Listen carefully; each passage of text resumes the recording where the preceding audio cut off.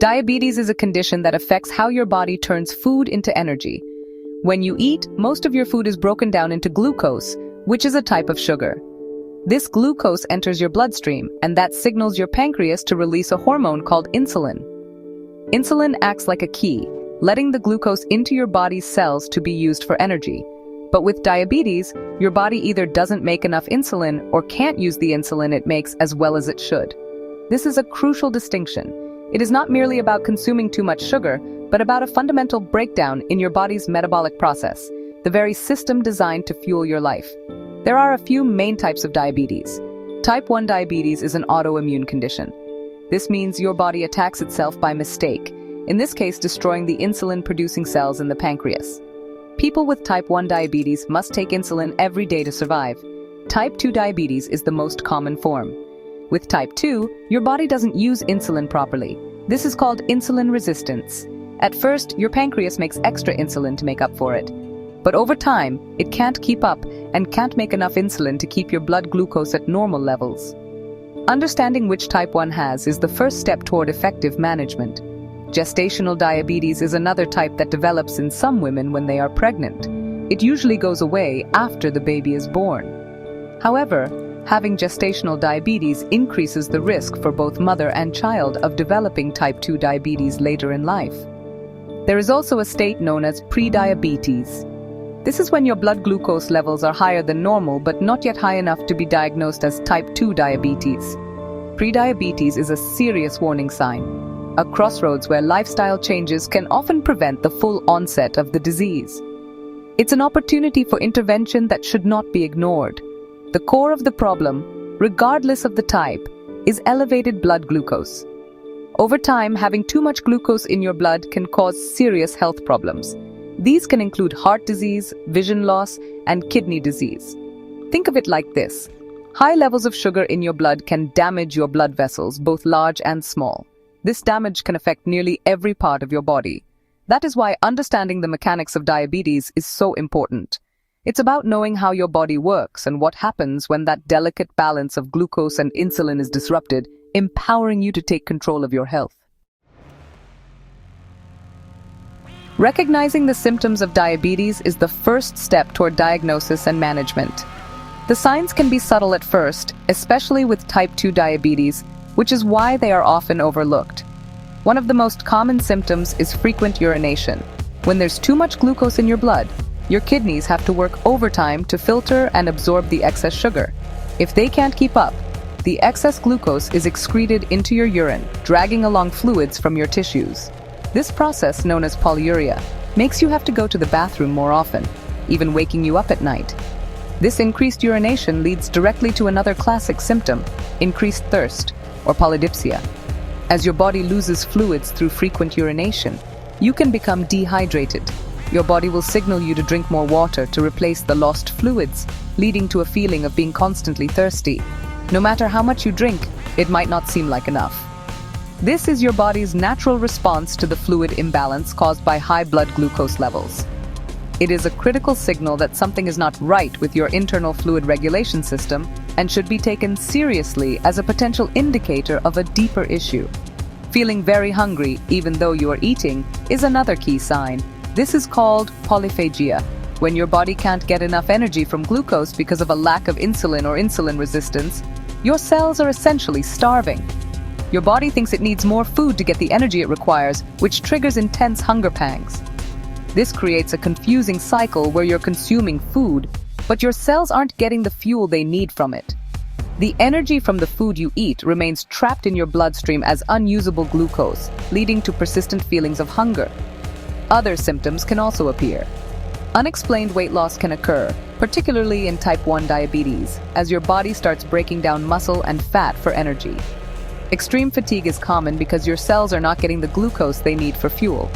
You might also experience blurred vision, as high blood sugar levels can pull fluid from the lenses of your eyes, affecting your ability to focus. Sores that are slow to heal and frequent infections are also warning signs. These symptoms are your body's way of telling you that its energy system is failing and needs urgent attention. While type 1 diabetes cannot be prevented, the onset of type 2 diabetes, the most prevalent form, can often be delayed or even prevented with proactive lifestyle changes. Prevention is a powerful tool, and it starts with understanding your risk factors. These include having a family history of diabetes, being overweight, living a sedentary lifestyle, and being over the age of 45. Certain ethnic groups also have a higher risk. Knowing where you stand is the first step. If you have prediabetes, taking action is even more critical, as it is a direct warning that your body is struggling to manage blood glucose levels. One of the most effective prevention strategies is maintaining a healthy weight. Losing even a modest amount of weight, around 5 to 7% of your body weight, can make a significant difference. For a 200-pound person, that's just 10 to 14 pounds. This weight loss helps your body use insulin more effectively. The focus should be on making sustainable changes to your diet.